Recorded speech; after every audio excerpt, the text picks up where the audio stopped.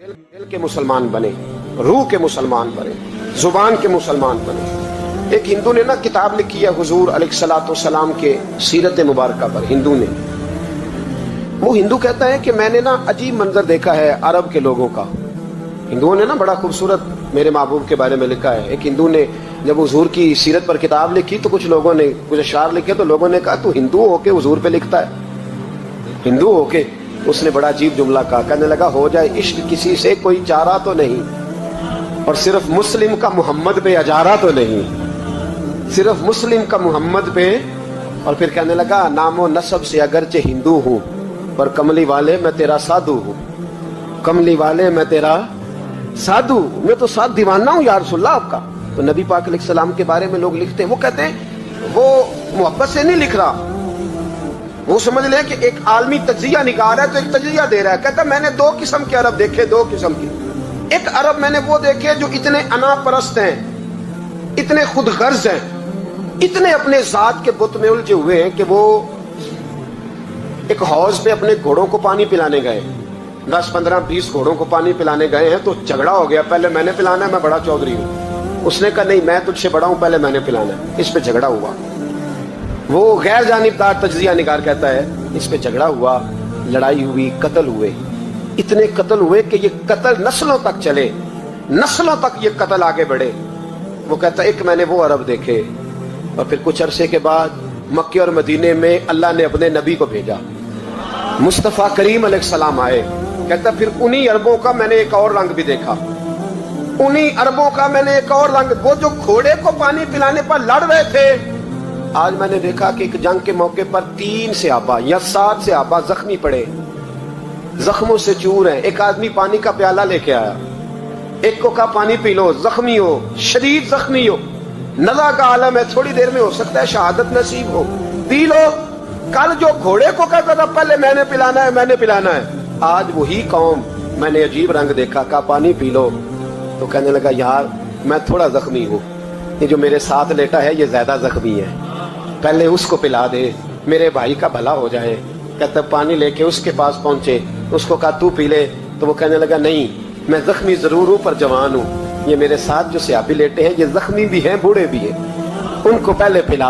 मैं बात करते मैं तीसरे के पास गया तो उसने कहा नहीं यार चौथे को पिला, वो जख्मी भी है बीमार भी है, उसे ज्यादा जरूरत है। कहते चौथे के पास गया तो वो तड़प उठा, कहने लगा 5वें को पिला, इसलिए कि उसे जख्म मुझसे पहले लगा है, उसका जिहाद भी मुझसे सख्त है। कहते उसके पास गया तो कहने लगा यार 6ठे के पास चला जा, इसलिए कि उसका वक्त मुझे ज्यादा करीब लग रहा है। कहते मैं 6ठे के पास गया तो वो बोल उठा, कहने लगा वो 5 जिस रसूल का कलमा पढ़ते थे मैं भी उसी मोहम्मद का मानने वाला हूँ, तो मुझे ना पिला 7वें को पिला। कहते उसके करीब गया और मैंने वो मंजर देखा कि वो कहने लगा नहीं अगर वो 6 कुर्बानी दे सकते हैं तो मैंने भी नबी पाक से तरबियत ली है, तू पहले के पास जा। कहते मैं उसके पास जाके खड़ा हुआ तो रूह परवाज कर गई। मैं दूसरे के पास गया तो कलमा पढ़ के शहादत का जाम पी गया। मैं तीसरे के पास गया तो हौजे कौसर तक वो भी पहुंच गया। कहते हैं 7 के 7 विसाल कर गए, पानी मेरे हाथ में था और मैं उस सहरा में खड़े होके सोच रहा था ये वो लोग हैं जिन्होंने दिल का कलमा भी पढ़ा है, रूह का कलमा भी पढ़ा है। ये इनका सिर्फ वजूद नहीं झुकता रब रसूल की बारगाह में, जब ये झुकते हैं तो इनके दिल भी झुके हुए होते हैं, इनकी रूहें भी झुकी हुई होती। हालात बदल मेरे भाई। एक जमाना वो था जब हजरत उमर फारूक की लौंडी ने कलमा पढ़ा, हाँ हजरत उमर लौंडी ने कलमा पढ़ा तो हजरत उमर ने उसे उल्टा लटका लिया, दुर्रे मारते। बीबी कहती उमर मुझे इतना मारते कि मारते मारते थक जाते, फिर पानी मंगाते, पानी पी के फिर मारते, फिर मारते। ये वही उमर है जो कहते जो कलमा पड़ेगा गर्दन काट दूंगा, ये वही उमर है जो कोई गरीब मिस्कीन करीब नहीं फटक सकता था, लौंडी को दुर्रों से मारते, वही उमर कलमा पड़ गए। और पहले तो एक कबीले के सरदार थे ना भाई, पहले एक कबीले के सरदार थे तो उल्टा लटका के मार, चाहिए था ना जब अमीरुल मोमिनीन बनते ज्यादा सख्त हो जाते और इनके अंदर सख्ती आती, पर अमीरुल मोमिनीन बन गए।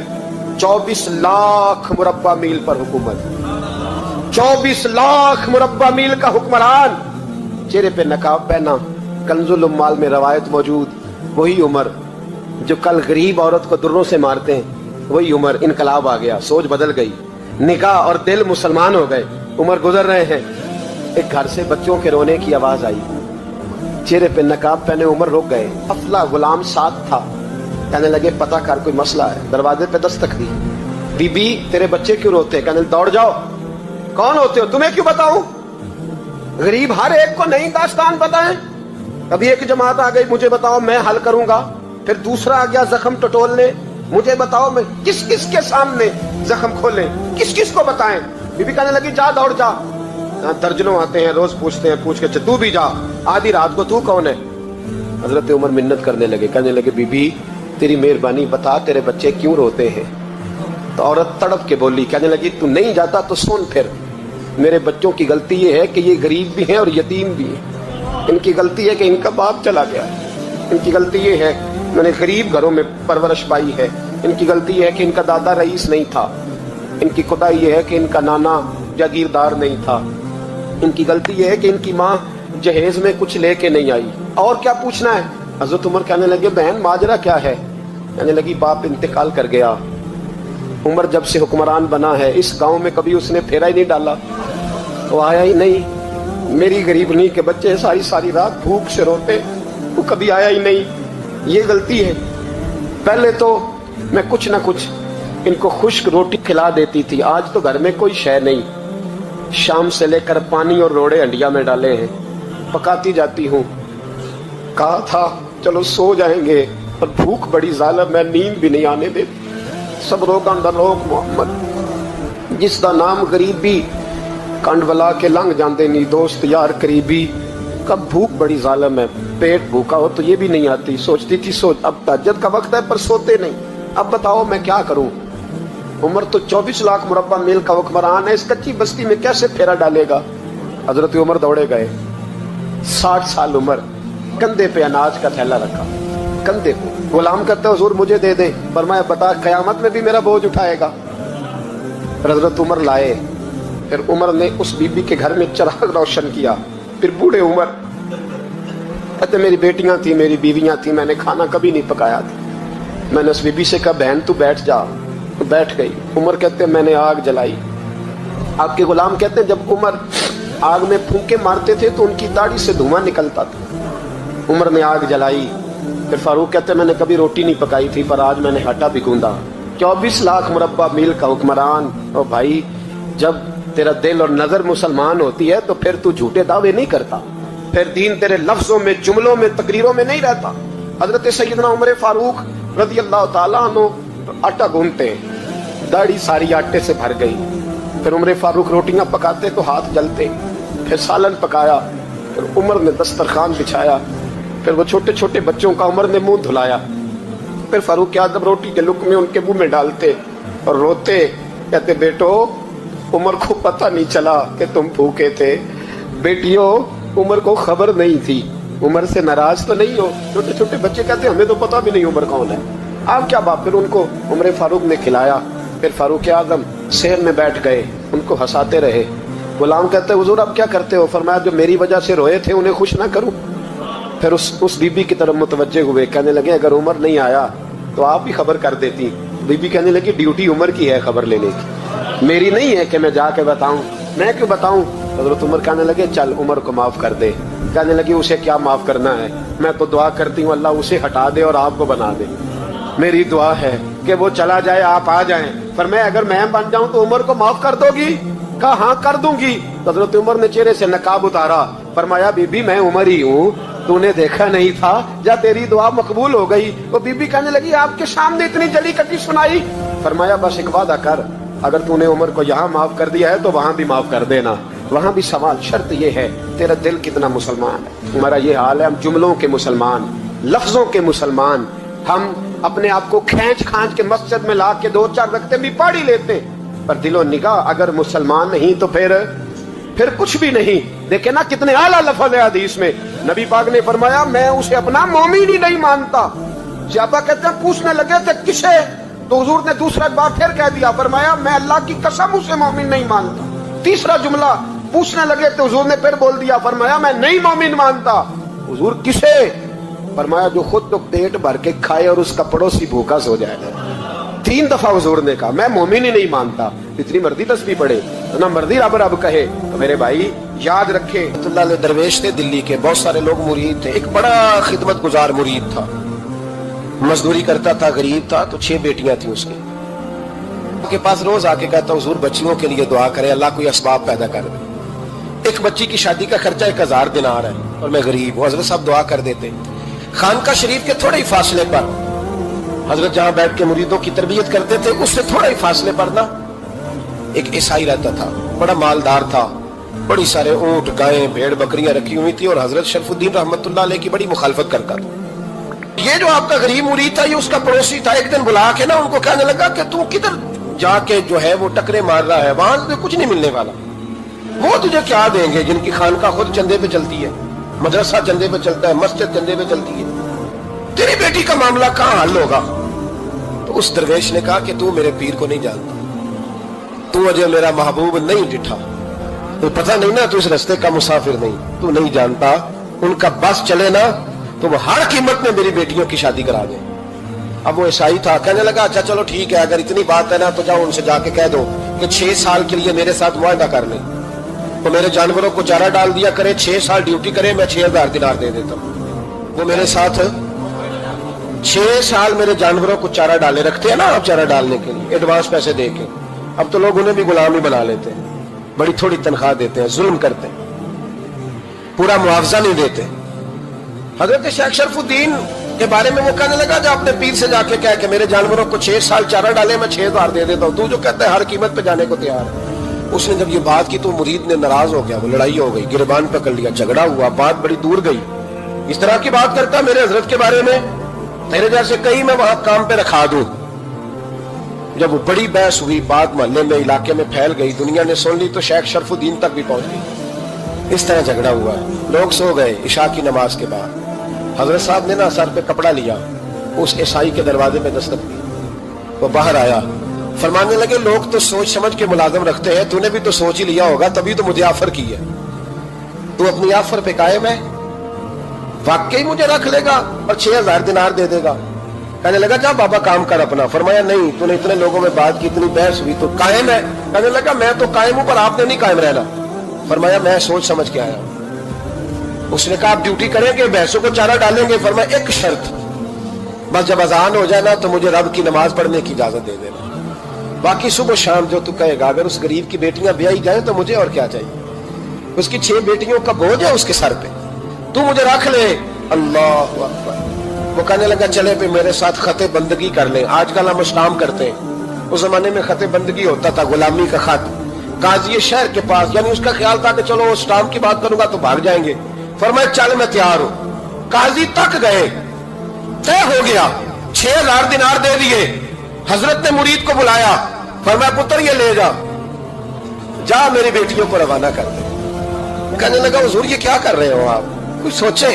फरमाया यार जब तुझे बेटा बना लिया तो फिर मेरी पोतियां तो लगती हैं ना, मेरा हक तो बनता है ना, जा जाके ड्यूटी कर, उनको ब्याह दे। बात फैल गई, बादशाह भी अकीदतमंद था, वो 12000 दिनार लेके पहुंचा।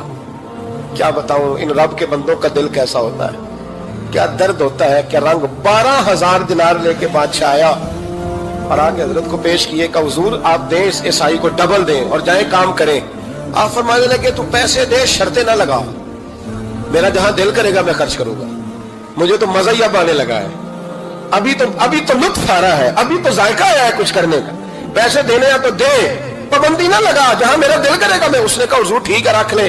हजरत ने फजर मस्जिद में पढ़ी, जेब में 12000 दिनार थे, ऐलान फरमाया अभी किसी और की बेटी भी बैठी है तो पैसे मेरे पास है।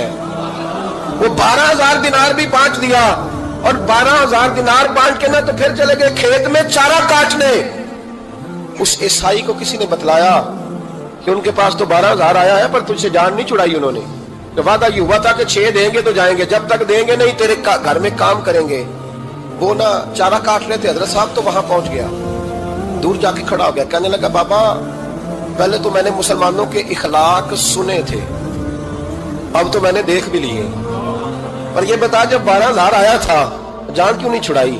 तो हजरत चारा काटते काटते रो पड़े, फरमाने लगे तू नहीं ना जानता ये बेटियां सांझी होती हैं, पता नहीं ना, میرے رسول پاک نے تو حاتم تائی کی بیٹی کے سر پہ کپڑا رکھ کے کہا تھا بیٹیاں برابر ہوتی ہیں. تجھے نہیں پتا جب اس کی 6 بیٹیوں کی شادی ہوئی ہے میرے اندر روحانیت کتنی بڑی ہے. فرمایا پھر 12,000 آیا ہے تو 2-4 بچیاں پھر گئی ہیں. تجھے نہیں پتا میں اندر سے راضی کتنا ہوں. میں تیری نوکری کرتا رہوں گا, پتہ نہیں اللہ کتنی بیٹیوں کو بیاہ دے گا. اتنا رویا وہ عیسائی کے پیروں میں بیٹھ گیا, کہنے لگا بابا میں نے تیری مخالفت کی ہے پر تیرے قریب آ کے پتہ چلا ہے تو بہت اونچے اخلاق کا مالک ہے. اور اگر تیرا یہ مقام ہے تو تجھے اخلاق سکھانے والے محمد عربی کی شان کتنی ہوگی. ظالم کی بولیے جاتے نہیں لوگ جھوٹے گواہ بن کے. وکیل صاحب کو نہیں پتا ہوتا کہ یہ بندہ مجرم ہے جو میرے پاس آیا. کیا مجرموں کے وکیل نہیں ہوتے؟ بولے تو اس کو پتہ نہیں ہوتا وکیل صاحب کو کہ یہ صاحب مجرم ہے, میرے پاس مقدمہ لے کے آئے. اور اگر بے ادبی نہ ہو جائے تو میرا خیال ہے قاضی عدالت کو بھی پتا ہوتا ہے کہ مجرم کون ہے اور مظلوم. میرے نبی پاک صلی اللہ علیہ وسلم نے اس قدر زیادہ سختی فرمائی اس مسئلے میں. فرمایا جس کو پتا تھا کہ فلاں آدمی ظالم ہے, ظلم کر رہا, پھر وہ ظالم کا گواہ بنا یا اس نے ظالم کی مدد کی, کتنی کی؟ شارحین لکھتے ہیں چاہے اس نے ایک جملہ بول کے کی, چاہے ایک, سارے بولیے, چاہے ایک غریب کو اس نے ظلم کیا تو کہتے ہیں علاج یہ سی, چاہے ایک جملہ بول کے کی. شارحین اس حدیث کی شرح میں لکھتے ہیں ایک جملہ بول کے چاہے مدد کی. جس بندے نے کسی ظالم کی مدد کی کسی مقدمے میں یا کسی صورت میں اور اسے پتا تھا یہ ظالم ہے, میرے نبی پاک صلی اللہ تعالیٰ علیہ وسلم فرماتے ہیں اگر اس نے مدد کی, ابھی ظالم کی بات نہیں ہو رہی, ظالم کے مددگار کی بات ہو رہی, اگر کسی نے ظالم کی مدد کی تو حضور فرماتے ہیں خدا بھی اس سے بری و ذمہ ہے, رسول بھی اس سے بری و ذمہ ہے. سنبھال کے رکھے اپنی نمازیں, قربانیاں, حج, زکوٰۃ سنبھال کے رکھے. اگر ظالموں کا مددگار ہے, الیکشن آ لینے دے, آپ کو نظر آ جائے گا کون کون ظالموں کا مددگار ہے, نظر آ جائے. اپنی جیب سے لوگ پیسے دے کے ظالموں کی مدد کریں گے, ان کے فلیکس چھپوائیں گے, بورڈ لگوائیں گے, جیبوں سے پیسے دیں گے. ہم نے خود آگ لگائی ہے چمن میں اپنے, بے سبب گردش ایام کو الزام نہ دو, ہم نے خود نور کا ظلمت سے کیا ہے سودا, کر کے توہین سحر شام کو الزام نہ دو. ظالموں کے مددگار میدان میں آ گئے. یہ چھوٹا لفظ نہیں, میرے حبیب پاک صلی اللہ علیہ وسلم نے فرمایا جو ظالم کا مددگار ہے سن لے, سن لے, جو سجن کے ساتھ کچہری جاتا ہے وہ یاد رکھے, جو دوست کا گواہ بنتا ہے وہ یاد رکھے, جو کہتا ہے میں مانگی گیا تھا, مجھے بلایا گیا تھا قبضہ چھڑانے کے لیے کسی غریب بیوہ کی جائیداد پہ, کب وہ سن لے تو مدد کر کے نہیں آیا, تو خدا کے ذمے سے نکل گیا. رسول پاک نے فرمایا تیرا میرا تعلق ختم ہو گیا, تو ظالم کا مددگار ہو گیا. پھر تو کہتا میں بے چین ہوں, میں بے قرار ہوں, میں آزمائش کا شکار ہوں. پلٹ کے دیکھ تو صحیح تیرا گناہ کتنا بڑا ہے. میرے نبی پاک صلی اللہ علیہ وسلم کا ایک اور فرمان سننے, ابن ماجہ ابو داؤد میں موجود ہے. اس حدیث کو آپ نے یاد کر لینا, کر لیں گے انشاءاللہ, سارے کہیے انشاءاللہ کر لیں گے یاد. حضور صلی اللہ علیہ وسلم نے فرمایا اگر تو ظالم کی مدد کرے گا نا, یہ لفظ دل کی تختی پہ لکھ لینا, یہ مکافات عمل ہے, مکافات عمل دنیا, ادھر کرو گے تو ادھر بھرو گے. فرمایا اگر تو کسی ظالم کی مدد کرے گا, سن لے حضور کا فرمان ہے, اگر تو ابن ماجہ ابو داؤد سیاہ میں موجود ہے, فرمایا اگر تو کسی ظالم کی مدد کرے گا تو رب تعالیٰ مرنے سے پہلے تیرے اوپر بھی ظالم کو مسلط کر دے گا. ایک دفعہ ظلم ضرور ہوگا اگر تو ظالم کی, وہ کسی صورت میں بھی ہو سکتا ہے, کسی صورت میں تیرا بیٹا ہی اٹھ کے ظلم کر دے گا, تو الجھ جائے گا, کسی نہ کسی جگہ تیرے لیے تباہی کا سامان ہوگا, تیرے اوپر ظلم ہوگا, اس لیے کہ تو ظالموں کا مددگار ہے. چاہیے یہ تھا کہ تو مظلوم کی مدد کرتا, انسانی ایمانی یقین کا فریضہ سر انجام دیتا, تو ظالموں کا مددگار ہو گیا. ٹٹول کے دیکھ لیں, رزلٹ نکال کے دیکھ لیں, ہمارے زمانے میں ظالموں کے مددگار زیادہ ہیں. اتنی لمبی زبانیں نکال کے ظالموں کی مدد کرتے ہیں. بڑے بڑے کالم نویس اللہ نے انہیں قدرت دی لکھنے کی, تو اپنا قلم ظالموں کی مدد میں خرچ کرتے ہیں. وہ لوگ جن کو اللہ تبارک و تعالیٰ نے قدرت دی, ہمت دی, طاقت دی, کچھ لوگ ان کے حلقہ احباب میں وہ اپنے لوگوں کو استعمال کر کے ظالموں کی مدد کرتے ہیں, ظالموں کی مدد کرتے ہیں. میرے نبی کریم سید عالم نور مجسم صلی اللہ علیہ وسلم نے فرمایا اگر تو نے ظالم کی مدد کی تو جب تک تو توبہ نہیں کرے گا رب تجھ سے ناراض ہی رہے گا. اللہ تجھ سے, او بھائی جس سے رب بھی ناراض ہو گیا, نہ کھانا نہ پینا نہ سونا نہ جاگنا نہ نیند, پھر تیری ہر چیز تیرے لیے آزمائش ہو جائے گی, پھر تیرا سایہ بھی تیرے لیے خوف کا سامان بنے گا, پھر زندگی جیتی جاگتی لاش بن جائے گی, تو اپنے کندھوں پر اپنی میت اٹھائے پھرے گا. جب تو ظالم کا مددگار ہوگا. اور نبی پاک صلی اللہ علیہ وسلم نے فرمایا ظالموں کا مددگار بھی ظالم ہوتا ہے, مددگار بھی, پکی بات ہے, ظالموں کا مددگار بھی گرانہ ہو, جس کا دوستانہ ہو, جو کہے میں نے نا اس کو اوکھے ویلے کے لیے ظالم کو یاد رکھا ہوا ہے. کبھی مشکل پر رکھے نہیں ہوئے لوگوں نے ظالم دوست, کہتے میں نے رکھے ہوئے ہیں, بلکہ ہمارے دیہات میں تو کہتے ہیں میں نے بازو بنائے ہوئے. کس کو بازو بنا لیا؟ ظالم بھی کبھی بازو ہوتا ہے. جو ظلم کی تلوار لیے میدان میں کھڑا ہے, قارون, حامان, فرعون, نمرود کا حال نہیں لوگوں نے دیکھا؟ اپنے زمانے میں آپ نے کتنے لوگ نہیں دیکھے جن کے سائے سے, آواز سے لوگ کانپتے تھے؟ پھر پولیس کی گاڑیوں میں وہ اس طرح مردہ پڑے کہ دنیا نے تماشا دیکھا ان کا. یہ رنگ ہم نے دیکھے نہیں اپنی آنکھوں سے.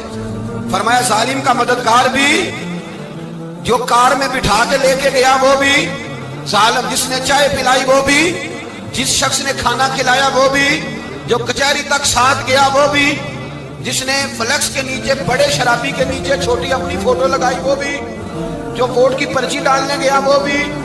کہہ دینا باہر نکل کے کہ حضرت صاحب نے سیاسی تقریر کی ہے, کہہ دینا, پر بات تو سچی ہے نا.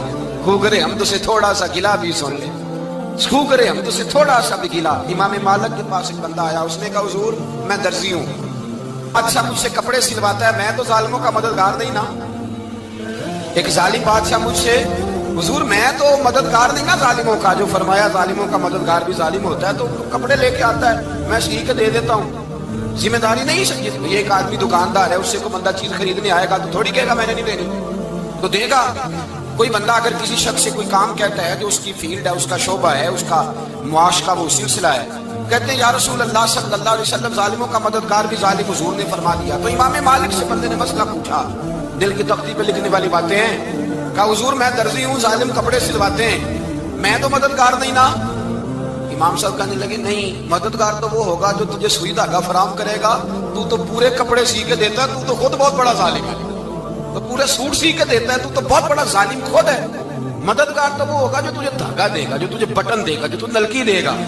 جو ظالم سے اتنی نفرت ظلم کر کے بنتا ہے, یہاں تو ہمارے زمانے میں ہیرو بن جاتے ہیں لوگ. ظالم ہیرو ہے, لوگ اس سے ڈرتے پھرتے ہیں, گھومتے پھرتے ہیں, اور بہت سارے کم مزاج لوگ اس کے پیچھے ہاتھ باندھ کے پھرتے ہیں.